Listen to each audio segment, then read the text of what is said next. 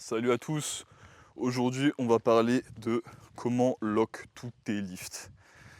Parce que après avoir expérimenté pas mal de temps, moi ma difficulté sur la plupart des mouvements c'est toujours le lockout, c'est toujours la portion haute. Donc pour te donner un exemple, les dips, je fail toujours en haut de rep. Le bench, pareil. L'overhead press, pareil. La chin-up, pareil. La pull-up, pareil. Bref, je vais pas te casser les oreilles plus longtemps, mais voilà. Je fais toujours en haut de rep. Pourquoi? Parce que tout simplement c'est mon point faible naturel quand je suis sur ces mouvements-là. Par contre la solution c'est quoi? Des solutions il y en a potentiellement plusieurs. On pourrait se dire, ouais, si je renforce les muscles spécifiques au lockout, je vais devenir plus fort sur le lockout. Donc par exemple, si en faisant mon overhead press, je vois que je suis pas assez fort au lockout, si je renforce mes élévateurs des scapulas et mes triceps, je devrais pouvoir lockout des charges plus lourdes. Pareil, plus ou moins avec le bench. Je pourrais me dire la même chose avec la dips en fait. Et je pourrais me dire pour la chin-up que ça va être principalement les biceps, un petit peu l'arrière d'épaule, les rhomboïdes, pourquoi pas. Et voilà. Et ça déjà c'est une bonne approche. Avoir une approche maximaliste, isoler ses points faibles, c'est génial, donc faites-le. Mais on peut aller encore plus loin. Quand on fait de la périodisation concurrente et que du coup on a une rotation d'exercices, la périodisation concurrente créée par Louis Simmons, un peu propagée par une partie du YouTube anglophone, notamment Alex Leonidas, puis arrivé en France avec Monsieur Fonte, et moi maintenant, c'est une méthode qui vise à tourner les exercices, ce qui te permet d'éviter l'usure tendineuse, de tout le temps t'entraîner à haute intensité et de tout le temps progresser. Donc ça déjà, on pourrait se dire ouais, optique période concu, ce que je fais c'est que je fais des variantes qui vont mettre en emphase la portion du mouvement sur laquelle je suis plus faible.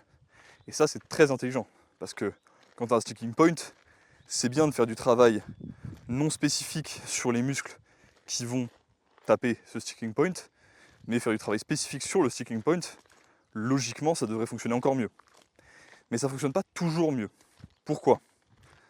Déjà, va savoir pourquoi, de mon expérience, de l'expérience de ce que j'ai vu aussi de beaucoup de gens en périodisation concurrente.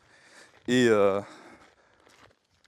quand je dis mon expérience, je dis mon expérience à moi en tant qu'athlète et sur les gens que je coach. Les partiels de contraction, ça fonctionne pas forcément très bien.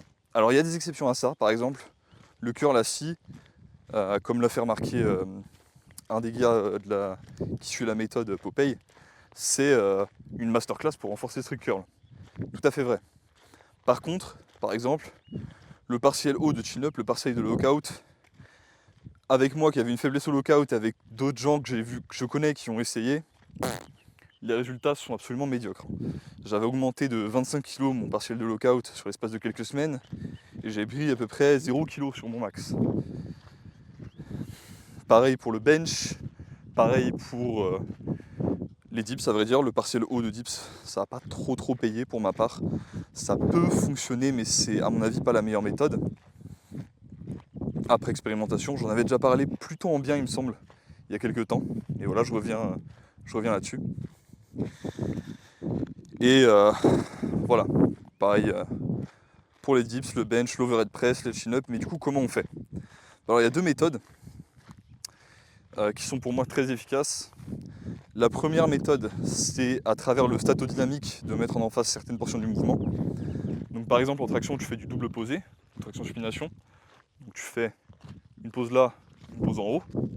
Ça va faire que tu n'auras pas l'élasticité du bas de mouvement et que la portion haute sera plus dure et que tu progresseras plus sur cette portion haute.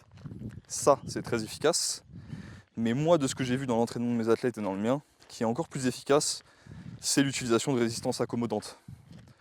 Voilà, parce que la résistance accommodante a un autre bénéfice, qui est le travail de vitesse que tu fais un peu de manière simultanée du coup. Mais ça c'est un peu hors sujet.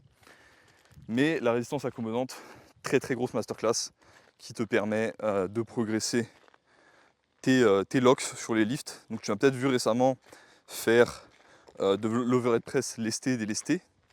Donc avec des élastiques qui délestent la barre, mais avec plus de charge.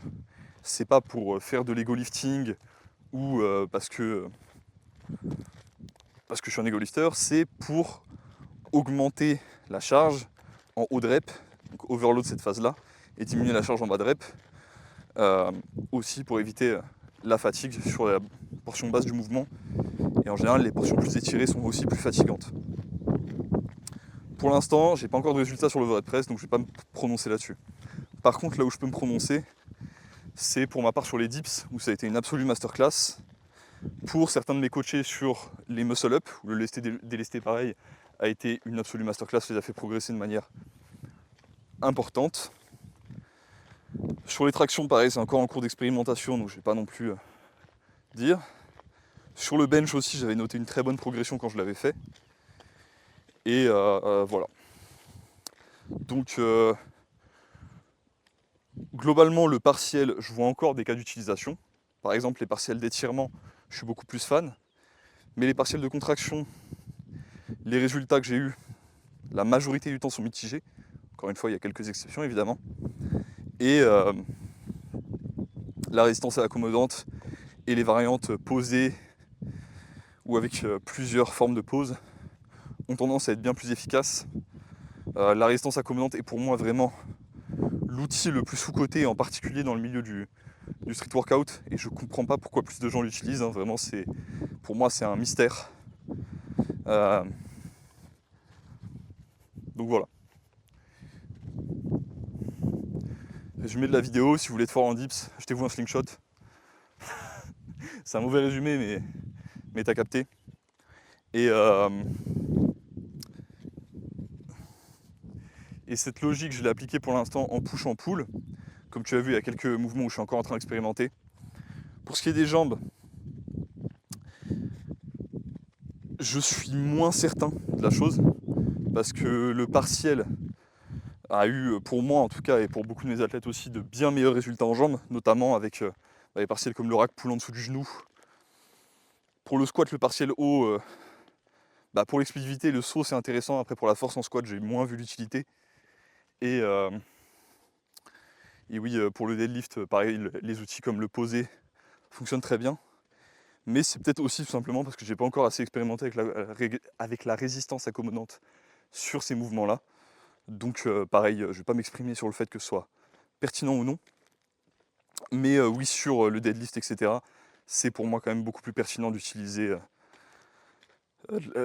des mouvements partiels. Comment je l'explique? Peut-être le fait que ce soit de base des patterns qui impliquent plusieurs phases du mouvement. Après, c'est quand même le cas avec l'overhead press. Pour autant, le partiel très haut de lockout n'a pas l'air de fonctionner très bien. Donc à vrai dire, je sais pas. Je sais pas, mais on ne peut que expérimenter, théoriser, voir ce qui fonctionne moins bien. Et voilà pour aujourd'hui. Abonnez-vous, lâchez un petit like, et je vous dis à la prochaine.